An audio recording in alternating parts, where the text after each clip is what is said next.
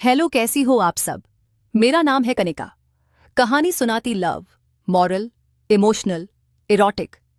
आज की कहानी शुरू करो उससे पहला यूट्यूब को बोल के नीचे कुछ बटन लगवाए हैं आप लोगों के लिए, जैसे लाइक है, सब्सक्राइब है, उसका उपयोग करें।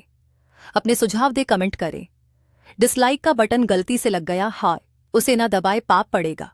चलो कहानी की शुरुआत करते हैं। कहानी का टाइटल है विरासत। उत्तराखंड की ऊंची पहाड़ियों में बसा था रतनपुर, छोटा, शांत और हरियाली से भरा गांव। सुबह की मध्यम धूप जब पहाड़ी रास्तों को सुनहरा रंग देती थी, तब दूर से किसी जीप के इंजन की आवाज गांव वालों को एहसास करा देती थी कि कोई बाहर ही आया है। आज ऐसी ही एक जीप गांव में रुकी। उसमें से उतरी एक पतली दुबली जीन्स और टी शर्ट पहने एक लड़की। अनाया, अनाया बिटिया आई है। दादी सुरेखा देवी ने आंगन से आवाज लगाई, जो पूरे घर में गूंज गई। दादा हरिप्रसाद अखबार पढ़ते पढ़ते चश्मा नीचे सरकाकर बाहर आए, और जैसे ही उन्होंने अनया को देखा, उनका चेहरा खिल उठा। अरे, ये तो हमारी शहरी गुड़िया है। कितने दिन बाद दिखी तू। दादा ने उसे गले लगा लिया। अनया मुस्कुराई, लेकिन उसकी मुस्कान में वो गर्मजोशी नहीं थी जो दादा दादी को याद थी। वो फोन में कुछ देखने लगी और बोली, यहां नेट तो आता है ना ठीक से? दादी हंसते हुए बोली, यहां तो चिड़ियों के बोलने की आवाज मिलती है, वो काफी है। अनया मुस्कुराई, मगर आंखें बता रही थीं, उसका मन यहां नहीं है। गांव के दिन धीमे चलते थे। सुबह जल्दी होती थी और शामें बिना मोबाइल के भी रंगीन। मगर अनया को सब कुछ उबाऊ लग रहा था। दादी उसे घी में तली आलू की पूरी बनाती, लेकिन अनया कहती, दादी ये बहुत ऑयली है, मैं डाइट पे हूं। दादा अखबार से कोई रोचक बात बताते, मगर अनया कान में ईयरफोन लगाकर बीटीएस सुन रही होती। 3 दिन बीत गए। अनया का मन नहीं लग रहा था। वो बार बार मम्मी पापा को कॉल करती कि वापस भेज दो। एक दिन दोपहर में जब बिजली चली गई और फोन भी नो नेटवर्क हो गया, अनया बागीचे में जाकर बैठ गई। वहीं दादा बैठे कुछ लिख रहे थे। क्या लिख रहे हैं दादू? उसने पूछा, पहली बार खुद से। दादा मुस्कुराए बोले, तेरे लिए चिट्ठी, पर कागज वाली, मोबाइल वाली नहीं। क्यों? अनया ने पूछा। क्योंकि दिल से लिखी बातें कागज ही संभाल सकता है, स्क्रीन नहीं। अनया कुछ नहीं बोली, लेकिन कुछ था उस जवाब में जो उसे सोचने पर मजबूर कर गया। अगले दिन दादी ने उसे अपने पुराने संदूक से एक चीज दिखाई, एक पुराना पीला होता हुआ स्केचबुक। ये देख, तू जब 5 साल की थी तो पूरे गांव के पेड़ों के चित्र बनाती थी इसमें, भूल गई? अनया ने उस किताब को उलट पलट कर देखा। कुछ पन्नों पर क्रेयॉन से पेड़, पहाड़ और दादी दादा की तस्वीरें बनी थीं। कुछ तस्वीरों में उसने आई दादू दादी भी लिखा था। उसकी आंखें नम हो गईं। मैं भूल गई थी, पर अब फिर से याद आ रहा है। उस दिन शाम को वो खुद से दादा के पास गई और बोली, दादू, चलिए खेत दिखाइए ना, जहां आप मुझे बैलगाड़ी में बिठाते थे। हरिप्रसाद ने मुस्कुराकर अपना लाठी उठाया। चल मेरी मास्टरनी। रास्ते में दादा ने कई किस्से सुनाए। कैसे उन्होंने गांव के स्कूल में पहली बार पढ़ाना शुरू किया, कैसे बारिश में सब बच्चों को बैठाकर गाना सिखाते थे, और कैसे अनया जब छोटी थी तो पेड़ पर चढ़कर आम तोड़ने की जिद करती थी। अनया सब सुनती रही, चुपचाप, मुस्कुराते हुए, और कहीं न कहीं भीतर से जुड़ती हुई। रात को उसने दादी से कहा, कल मैं आपके साथ मंदिर चलूंगी, और हाँ, आपकी रसोई में भी हाथ बंटाऊंगी। दादी ने उसका माथा चूमा। अब आई है मेरी पोती वापस। अगले दिन अनया ने दादा से कहा, दादू, क्या मैं गांव के बच्चों को ड्राइंग सिखा सकती हूँ? स्कूल में एक क्लास ले सकती हूँ क्या? दादा की आंखें भर आईं।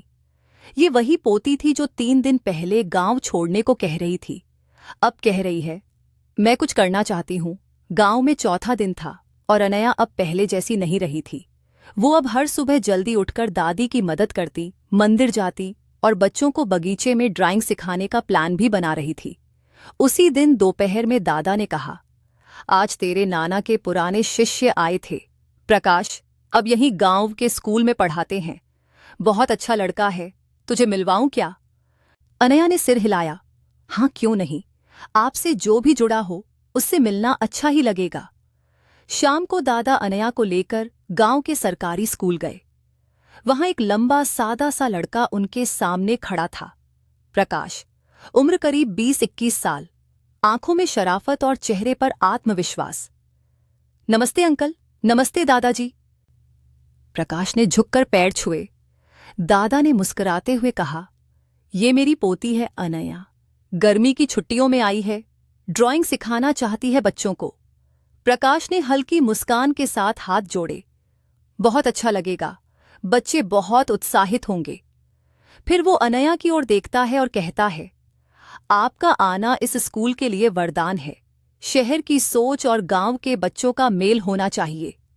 अनया को उसके शब्दों ने छुआ, क्योंकि ये पहली बार था जब किसी ने उसकी मौजूदगी को वरदान कहा। अगले दिन से अनया और प्रकाश मिलकर बच्चों की छोटी सी आर्ट क्लास लेने लगे। बच्चों के चेहरे खिल उठे थे, कहीं रंग, कहीं मिट्टी से मूर्तियां, कहीं पत्तों से बनी कलाकृतियां। एक दिन क्लास के बाद प्रकाश बोला, आपसे कुछ पूछना चाहता हूं, बुरा न मानिएगा। अनया मुस्कुराई, बिल्कुल पूछिए। आप इतने सालों बाद गांव क्यों आईं और अब लग रहा है जैसे इस मिट्टी से जुड़ने लगी हैं?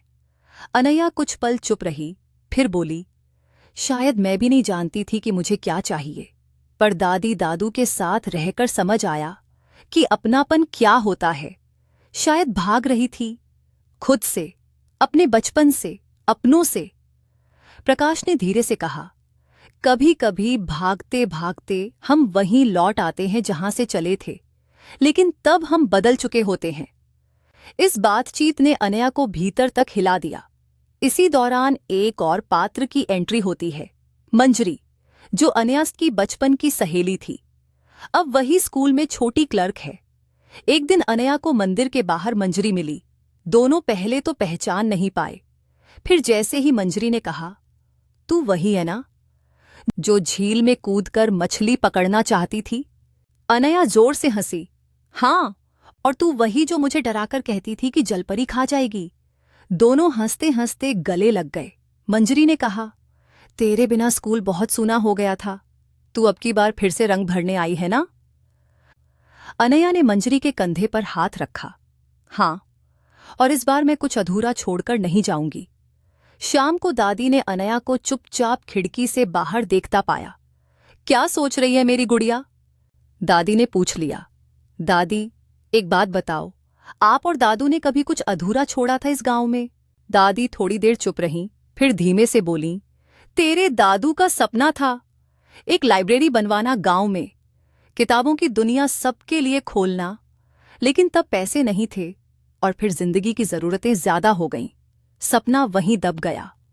अनया ने दादी की आंखों में कुछ अलग देखा, एक नमी, एक कसक।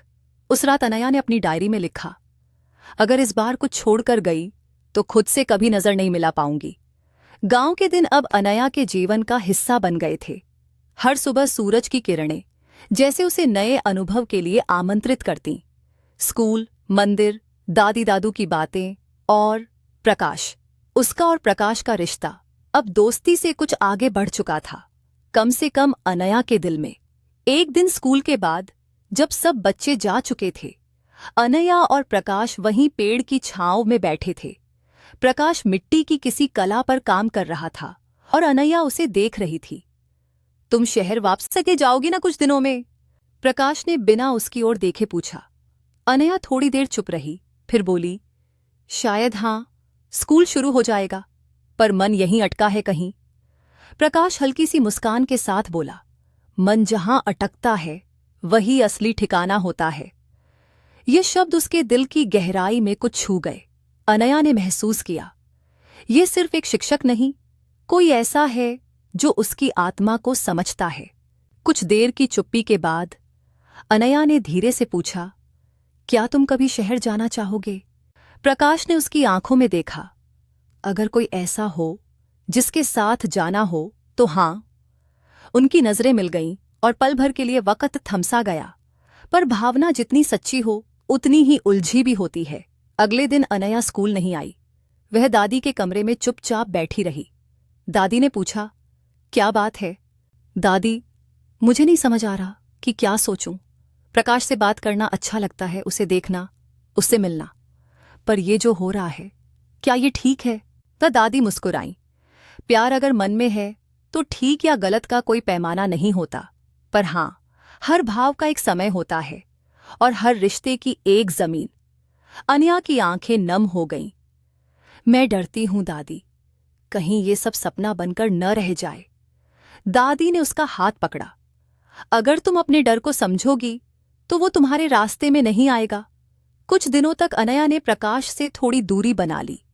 वो स्कूल तो जाती रही, बच्चों को पढ़ाती रही, पर जैसे मन की खिड़की बंद कर ली थी, प्रकाश ने महसूस किया।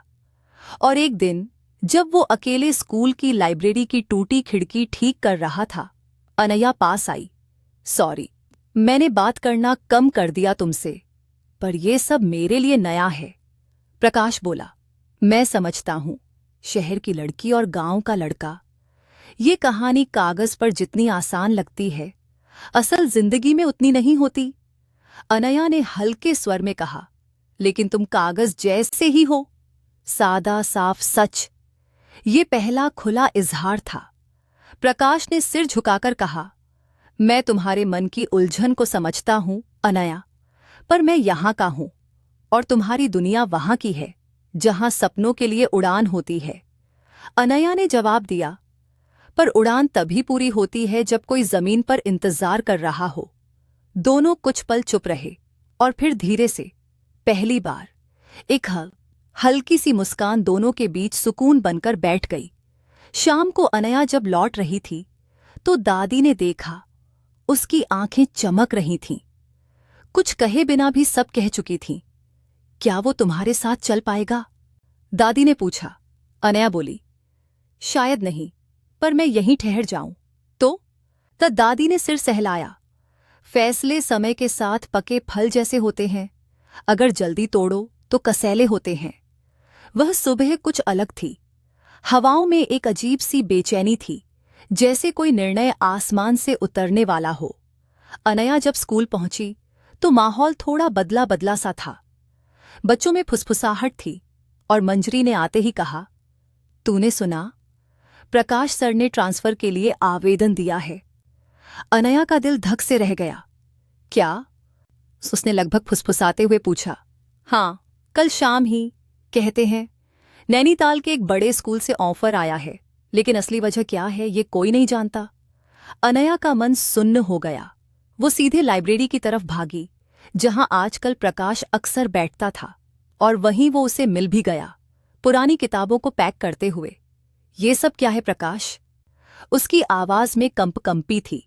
प्रकाश ने बिना उसकी ओर देखे कहा, तुम्हें पता तो चल ही गया, लेकिन क्यों? उसने करीब आकर पूछा। प्रकाश गहरी सांस लेकर बोला, क्योंकि तुम यहां नहीं रह सकती अनया, और मैं तुम्हारे रास्ते की रुकावट नहीं बनना चाहता। तुम्हारी दुनिया बहुत बड़ी है और मैं उस रास्ते में सिर्फ एक छोटा पड़ाव हूं। अनया की आंखों में आंसू भर आए। क्या तुम ये सोचते हो कि मैं तुम्हें पीछे छोड़ दूंगी? हाँ नहीं, प्रकाश धीरे से बोला। मैं ये जानता हूं कि तुम नहीं छोड़ोगी, लेकिन फिर तुम्हें बहुत कुछ खोना पड़ेगा। अपने सपने, अपने मम्मी पापा का भरोसा, और शायद खुद को भी। मैं तुम्हारे लिए बोझ नहीं बनना चाहता, इसलिए जा रहा हूं। अनया ने उसका हाथ पकड़ा। बोझ वो होता है जो साथ चलने न दे। तुम तो वो हो जिसने मुझे रुकना सिखाया, अपनी जड़ों से जुड़ना सिखाया, और अब तुम खुद पीछे हट रहे हो। प्रकाश की आंखें भर आईं, मगर वह मुस्कुरा दिया। अगर ये प्यार है तो ये भी सीखनी होगी, पलटना नहीं, पर रुकना भी नहीं। वो उससे धीरे धीरे दूर चलने लगा। अनया वहीं खड़ी रही, आंसुओं से भरी आंखें, कांपते होंठ, और भीतर एक तूफान। उस रात दादी ने उसे अपने पास बिठाया। दादी, मैंने किसी से प्यार किया और वो चला गया। दादी ने कहा, प्यार अगर चला जाए तो वो प्यार नहीं था। या तो वो लौटेगा, या तुझे ऐसा रास्ता देगा जहां उसकी कमी महसूस ही नहीं होगी। अनया बोली, पर दादी, मैं पहली बार किसी के लिए रुकना चाहती थी। पहली बार मेरे भीतर कुछ पनपा था जो सिर्फ मेरा नहीं था। फिर क्यों? दादी ने उसका सिर अपने कंधे पर रखा और कहा, क्योंकि सच्चा प्यार अक्सर हमारी परीक्षा लेने आता है और हमें खुद से ये पूछने पर मजबूर करता है, क्या तू सिर्फ पाना चाहती थी या निभाना भी जानती है? अगले दिन अनया ने एक चिट्ठी लिखी, दादा दादी के नाम नहीं, प्रकाश के नाम, और उसे उस पेड़ के नीचे रख दिया जहां दोनों मिलते थे। तुम्हारा जाना शायद जरूरी था, लेकिन मेरा रुकना वो भी जरूरी है। मैं गांव नहीं छोड़ रही, क्योंकि ये जगह, ये लोग और तुम अब मेरे भीतर बस गए हो। अगर लौटना चाहो तो मैं यहीं हूं, अगर ना लौटो तब भी वो सब जो तुमने सिखाया मैं संजोकर रखूंगी। तुम्हारी अनया। गांव की सुबह अब अनया के लिए एक नई जिम्मेदारी जैसी हो गई थी। वो अब स्कूल में बच्चों को पढ़ाती थी, मंदिर जाती थी और शाम को दादा के साथ गांव की चौपाल पर बैठ जाती। प्रकाश के जाने के बाद उसकी आंखें तो उदास थीं, लेकिन मन में एक अजीब सा संतुलन आ गया था, जैसे अब वो खुद से भागना बंद कर चुकी हो। लेकिन वो शांति ज्यादा दिन नहीं ठहरी। 3 दिन बाद गांव में एक चमचमाती एसयूवी दाखिल हुई। सारे गांव वाले देखने लगे, शहर वाले आए हैं। दरवाजा खुला और बाहर उतरे अनया के मम्मी पापा। उनकी आंखों में बेचैनी थी और चेहरों पर सवाल। अनया, तुम ठीक हो? हमें बिना बताए यहां कैसे रुक गई इतने दिन? मम्मी ने आते ही कहा। अनया चौंक गई, लेकिन हंसने की कोशिश करते हुए बोली, मम्मी दादी दादा के साथ थी और मेरा मन लगने लगा था यहां। बच्चों को पढ़ा रही हूं और लाइब्रेरी का काम भी शुरू किया है। पापा ने सख्ती से कहा, मन लगना और जिम्मेदारी समझना दोनों अलग बातें हैं अनया। शहर में तुम्हारे स्कूल का नया सेशन शुरू होने वाला है, वापस चलो। दादी कुछ कहने ही वाली थी कि अनया ने उनके हाथ थाम लिए। रुकिए दादी, मैं खुद बात करती हूं। अनया मम्मी पापा को लेकर आंगन में बैठी। दोनों की आंखों में चिंता थी और भाषा में एक असहजता।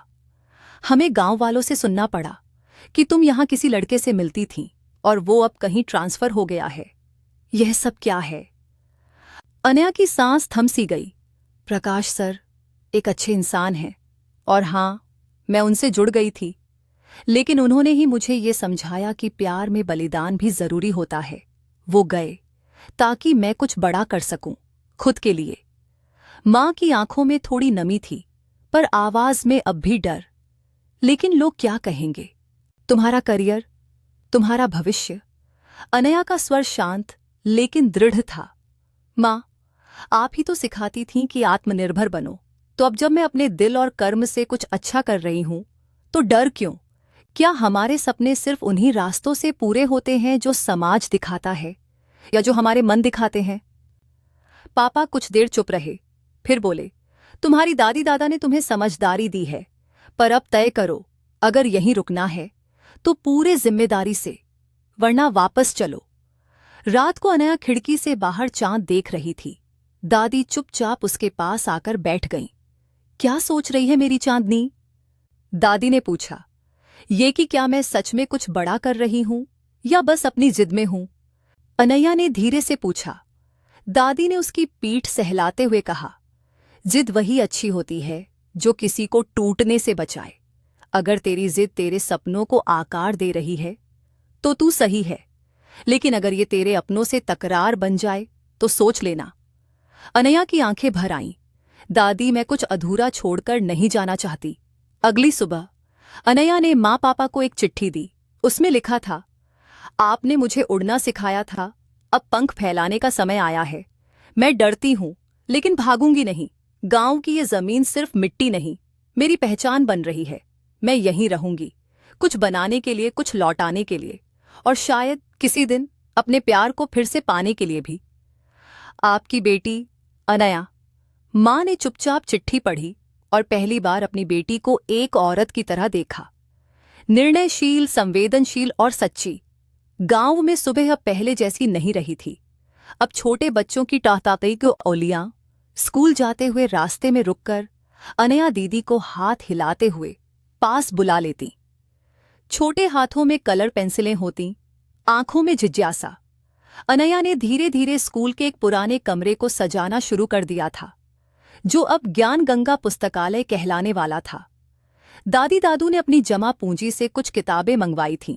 अनया ने अपनी जेब खर्च और शहर से आई किताबों का दान जोड़ दिया। मंजरी ने गांव के कुछ और नौजवानों को साथ जोड़ा। सबने मिलकर पुराने कमरे की सफेदी की, लकड़ी की शेल्फ बनाई और बच्चों के बैठने के लिए रंगीन गद्दे बिछाए। एक दिन जब पहली किताब शेल्फ पर रखी गई, पंचतंत्र की कहानियां, बच्चों की तालियां गूंज उठीं। दीदी, ये लाइब्रेरी कब खुलेगी?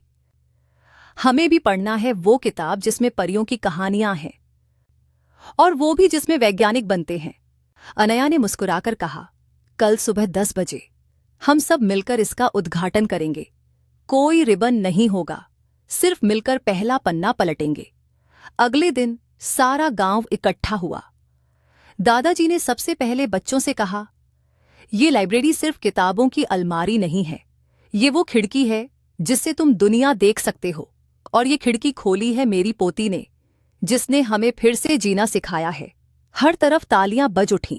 फिर सबसे छोटे बच्चे ने आकर पंचतंत्र की पहली कहानी खोली, कछुआ और खरगोश। और उसी पन्ने के साथ गांव में बदलाव की दौड़ शुरू हो गई। अब हर दिन गांव के बच्चे स्कूल के बाद लाइब्रेरी आते, किताबें पढ़ते, चित्र बनाते और कुछ तो अपनी छोटी छोटी कहानियां भी लिखने लगे। एक दिन एक बच्ची, सीमा, जो पहले स्कूल छोड़ चुकी थी, चुपचाप लाइब्रेरी के कोने में बैठकर किताब पढ़ रही थी। अनया पास गई और पूछा, क्या अच्छा लग रहा है? कि सीमा ने सिर झुकाकर कहा, पहली बार कोई किताब अपने जैसी लगी। इसमें भी एक लड़की है जो घर का काम करते करते पढ़ना चाहती थी, जैसे मैं। अनया की आंखें नम हो गईं। उसने धीरे से कहा, कहानी में क्या हुआ? सीमा बोली, वो लड़की हार नहीं मानी और पढ़ लिख कर टीचर बन गई। अनया ने उसका हाथ थामा, और तू भी हार नहीं मानेगी। लाइब्रेरी की चर्चा पास के गांवों तक फैल गई थी। ब्लॉक ऑफिस से अफसर आने लगे। बच्चों के लिए मदद के प्रस्ताव आए। मंजरी ने एक दिन कहा, तूने गांव में बदलाव नहीं किया अनया, तूने हमें हमारी ही काबिलियत याद दिलाई है। अनया मुस्कुराई, लेकिन उसके भीतर कहीं अब भी एक अधूरी जगह थी, जहां प्रकाश की तस्वीर धुंधली सी बैठी थी। इसी बीच एक दिन जब वह लाइब्रेरी की किताबों को नए ढंग से जमाने में लगी थी, तो एक पुरानी भूरे रंग की किताब के बीच उसे एक चिट्ठी मिली। उस पर लिखा था, अगर तुम ये पढ़ रही हो तो इसका मतलब है मैं लौट आया हूं। अनया का हाथ कांप गया। उसने चिट्ठी खोली। अनया, जब तुमने कहा था कि किताबों से दुनिया बदल सकती है, मुझे लगा तुम सिर्फ कह रही हो, लेकिन जब मैंने सुना कि तभी तुमने अकेले ये लाइब्रेरी बना दी, तो मुझे यकीन हो गया मैं तुम्हारे बिना नहीं रह सकता।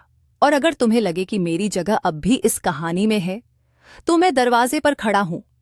प्रकाश। चिट्ठी नीचे गिरी और दरवाजे पर वही खड़ा था। अब की बार न मौन था न संकोच, सिर्फ 2 आंखें जो मिलकर मुस्कुराईं और 2 धड़कनें जो एक लय में धड़कने लगीं। रतनपुर अब वैसा गांव नहीं था जैसा कभी था।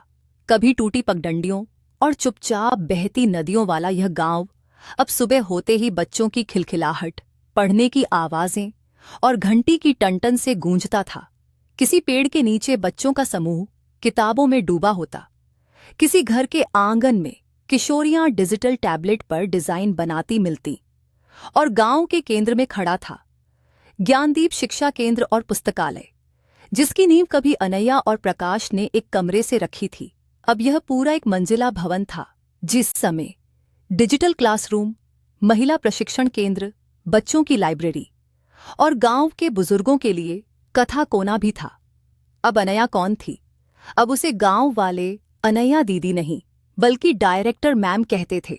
पर उसने अपने कमरे के बाहर सिर्फ एक बोर्ड लगवाया था, यहां सपने पड़ते हैं। उसकी आंखों में अब भी वही चमक थी, पर उसमें अनुभव और नेतृत्व की गंभीरता जुड़ चुकी थी। उसके पास शहरों से आने वाले एनजीओ, मीडिया और रिसर्चरों की भीड़ लगी रहती थी। सब जानना चाहते थे कि एक लड़की ने कैसे एक गांव को बदल दिया।